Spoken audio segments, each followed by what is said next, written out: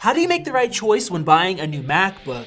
Well, we've been testing each one of these for at least a few months, and in this video, I will make it extremely simple to make the correct choice, saving you hundreds or even thousands of dollars. Apple has finally transitioned all of their laptops to their own Apple Silicon chips, and these machines are amazing. They run cooler and quieter than the Intel models they replaced while having more performance and better battery life, and in many cases, they cost less while having more features. These Macs start from $999 all the way up to $3,500, and if you spec them out, one can reach up to $6,100, which you definitely shouldn't do. So I'll tell you which upgrades are worth getting and which ones you should avoid to get the best value. Most of these configurations are also available on Amazon with shipping times that are faster and prices that are lower than from Apple.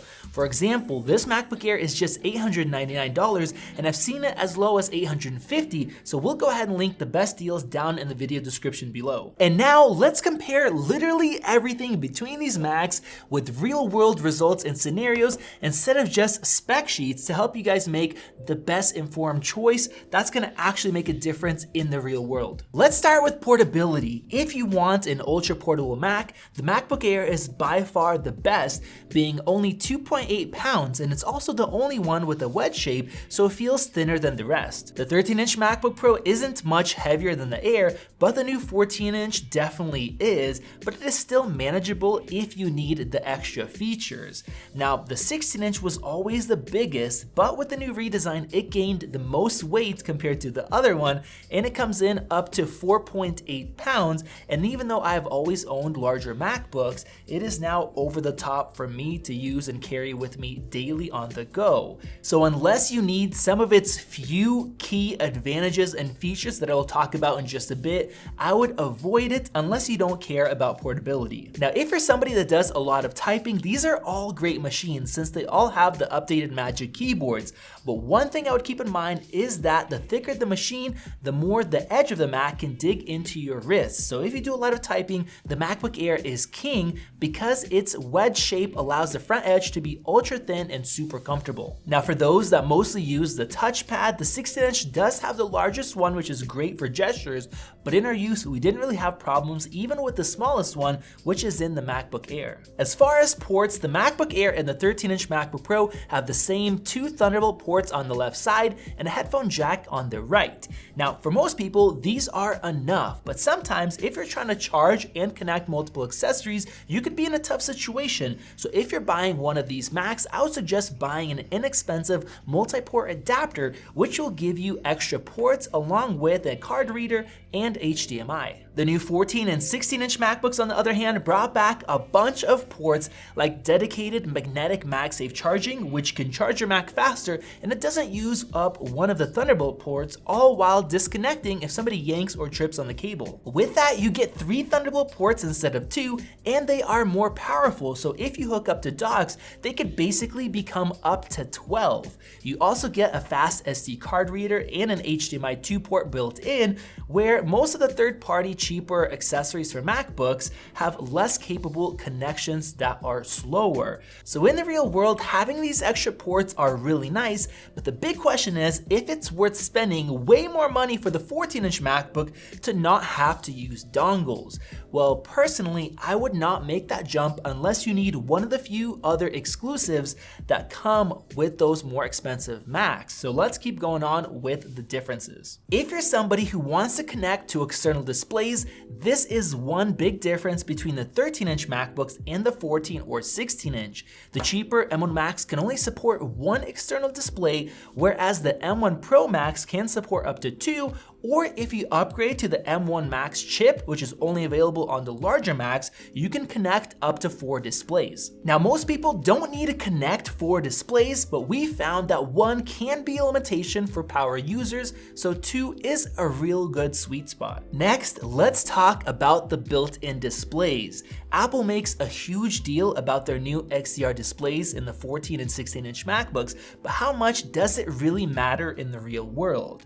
Well, these screens are really nice, but I think that for most people, it's not as big of a deal as Apple would want you to believe. For one, even though they can reach a peak brightness of 1600 nits, most of the time they will stay at the same maximum brightness of 500, just like the 13-inch MacBook Pro. Now, the MacBook Air is the only one that maxes out at 400 nits, but in the real world, we found that it's not as huge of a difference as you would think because of Apple's really good anti-reflectivity coatings. The new XDR screens only go above 500 nits with HDR content, like if you're watching or editing HDR videos or photos. So if you work with HDR, you have to get the new more expensive Macs, but most people don't do that. And apart from HDR, they all have the same color accuracy and excellent real-world display sharpness. I will say that the larger screens are nicer for productivity, especially for video editing, so if you can handle a 16-inch, the screen size really helps. But for most things, the 14-inch is a really nice compromise. With that, if you watch a lot of videos and movies,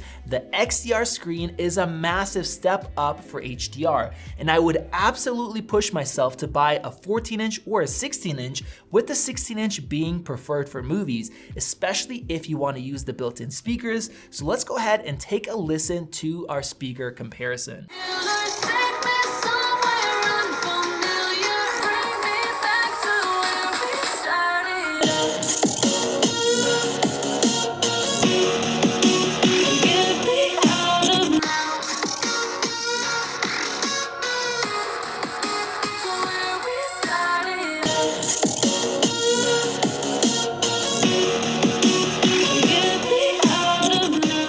The 14-inch and 16-inch models have 6 speakers with dedicated woofers that sound noticeably better than the 13-inch models. With that said, the Air sounds slightly better than the Pro, and the cheaper MacBooks still sound better than most Windows laptops.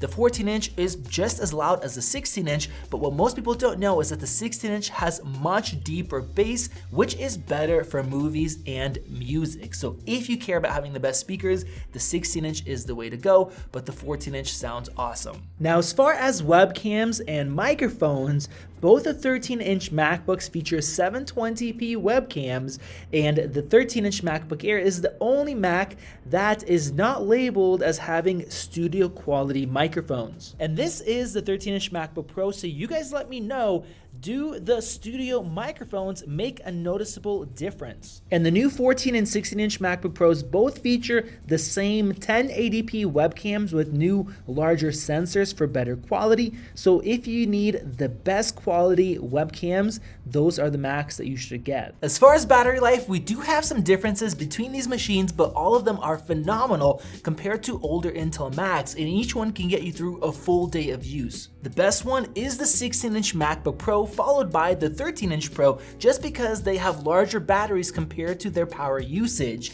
Now, the 13-inch Air and the 14-inch Pro are behind, but still excellent, and the only one that is a bit disappointing is if you get the 14-inch with the best M1 Max chip because of how much power it uses. In general, if you want the best battery life, you'll want to stick with the base processors for each MacBook, but also keep in mind that all of these systems can be powered with a cheap USB Type-C power bank, so if you need the best performance or really long battery life with a smaller machine, I'll just go ahead and link that down below. And now let's get into performance, which is where we have so many different options with different systems, different upgrades, and I'm gonna get into all of that and make it very easy for you.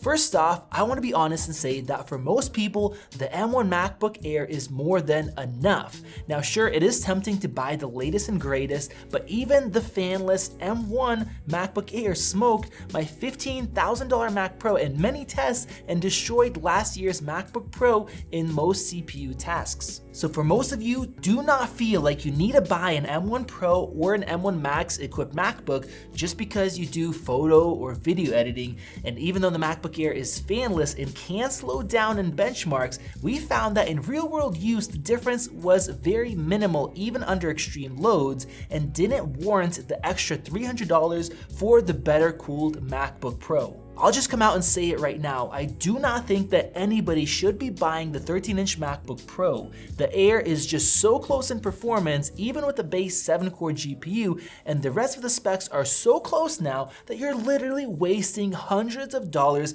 with very little real-world difference. Now, the 14 and 16-inch MacBook Pros start with M1 Pro processors that have either 6 or 8 performance cores instead of 4 with the M1, but for most regular tasks, you will not notice this difference since single core speeds are so close and most software is so well optimized. For those that need extra CPU performance for things like coding, music production, or photo editing, the M1 Pro chips definitely offer that, and the 14-inch can have the same 10-core M1 Pro processor if you spend an extra $200 or $300 more for a CPU upgrade. The only downside is that the base 14-inch and the base 16-inch both run almost silently, but if you upgrade the 14-inch to the same CPU as the base 16-inch comes with for $2,500, you start hearing the fan more often and the battery life goes down, and you're also only $200 away from a 16-inch model. The other question is if the extra performance is worth it for that upgrade.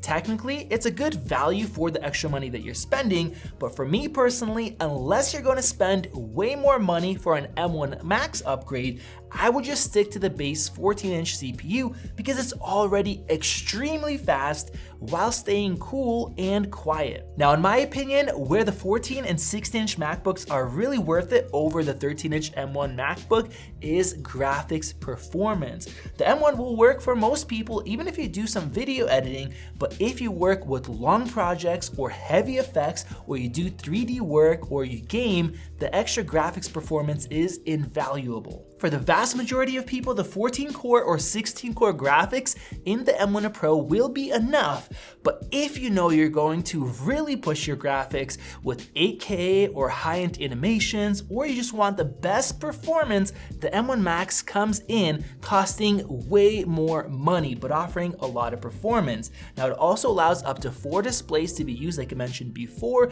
and for video editors, if you want to export video super quickly, the dual encoders export video much faster than the M1 Pro or the M1, which they perform about the same. The one thing I will note is that if you want the full 32-core M1 Max, you should get a 16-inch MacBook Pro because the 14-inch model gets too hot and the 32-core barely performs better than the 24-core option, which is $200 less, while using way more battery. So if you are buying a 14-inch MacBook, do not go higher than a 24 graphics cores, while in a 16-inch, I would say spend the extra money if you're already spending that much and buy the full 32-core configuration. That also brings us to memory. We have done a ton of side-by-side real-world RAM tests, and to make it short and simple, for 99% of you, I would buy the base RAM configurations that come with the machines, even if you think you need a lot of RAM. The only time I would upgrade from 8GB to 16GB in an M1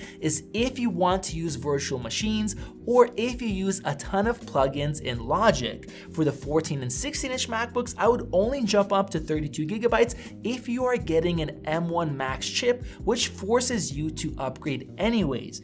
Apart from that, Apple Silicon is so good and macOS is so efficient that you are just wasting money. And if you don't believe me, make sure just to go and watch those videos. As far as storage, for most simple use, base amounts with these machines work well. But if you know you like to keep a lot of local apps, files, or projects, I would bump it up 1 step or 2 at most. Going above that costs a lot more money and the bang for the buck goes down so much, and fast external drives are now so cheap. Same thing with cloud storage. I would not spend that much money unless you really don't care about value, which in that case, you shouldn't be watching this video, just buy the best one. Overall, I would highly recommend the MacBook Air to most people, even for those that do some productivity, and I would tell most not to buy the 13-inch MacBook Pro. The base 14-inch is the best machine for those that value portability and want the advanced features or need extra graphics performance. The 16-inch base model is the best value for the money if you are mostly performance or multimedia focused. And if you want to push performance even further, the 16-inch which will still give you a good bang for the buck, and it won't thermal throttle or lose too much battery while staying decently quiet. Now, if you start upgrading a 14-inch model, that is the worst value in my opinion, but for a select small group of people that need something that is very portable while at the same time being very powerful, only Apple offers something that has this performance in this package with this battery life. So although it is a poor value relative to the MacBook lineup, it is still something that is offered. And if you don't mind that, then it is there. So there you guys go. Hopefully this video made it extremely clear to you which MacBook is right for you and which upgrades are worth it and which ones to avoid. If you enjoyed it, click that circle above to subscribe and help us reach our goal of 1 million subscribers. Check out one of those great comparisons right over there, and we have a ton of them. If you do a lot of other productivity, search up Max Tech and whichever Mac you're interested in, you'll see it. Thanks for watching, and I'll see you in the next one.